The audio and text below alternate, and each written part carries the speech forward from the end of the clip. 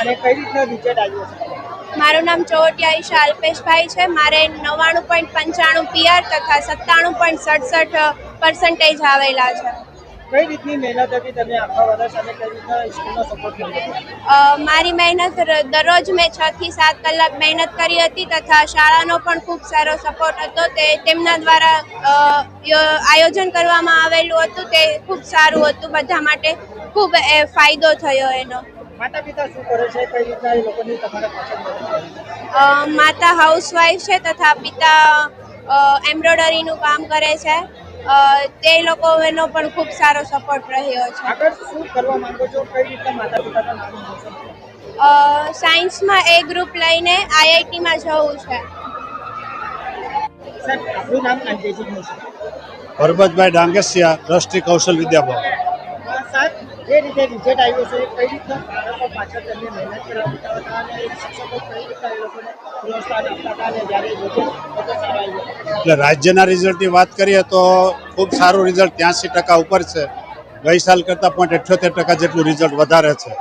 એમાં બહેનોનું રિઝલ્ટ 88% છે અને ભાઈઓનું 80% છે. એટલે 8% જેટલું પરિણામ બહેનો વધારે લાવેલા છે. એટલે બહેનોને ખૂબ ખૂબ અભિનંદન.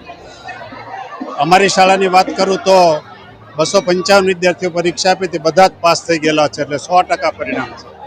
એમાં A1 ગ્રેડ પ્રાપ્ત કરનાર વિદ્યાર્થીઓ 111 છે અને A2 ગ્રેડ પ્રાપ્ત વિદ્યાર્થીઓની સંખ્યા 82 છે. કઈ રીતે બાળકો મહેનત કરતા હતા એમને આ ફળ મળ્યું? હવે આ માટે તો વધારે યશ તો વાલીઓને આપવો પડે, કારણ કે વાલીઓ અમને બાળકો સોંપી દીધા હતા અને એમ કહ્યું હતું કે આ તમને સોંપ્યા, તમારે જે રીતે મહેનત કરાવી એ રીતે કરાવો.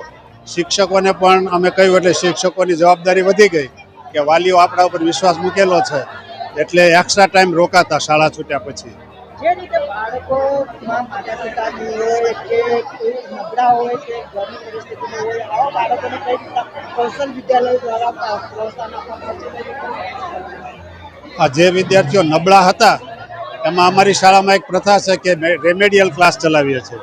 એટલે નબળા વિદ્યાર્થીઓને એક્સ્ટ્રા 1 કલાક ફાળવી અને બધાને અનુકૂળ હોય, વાહનની આવન જાવન માટે કે સમય ઘરે પહોંચવાનો દૂર ન હોય એ રીતનો ટાઈમ ગોઠવી અને એમને અમે જે ડાઉટ સોલ્વ કરાવતા હતા.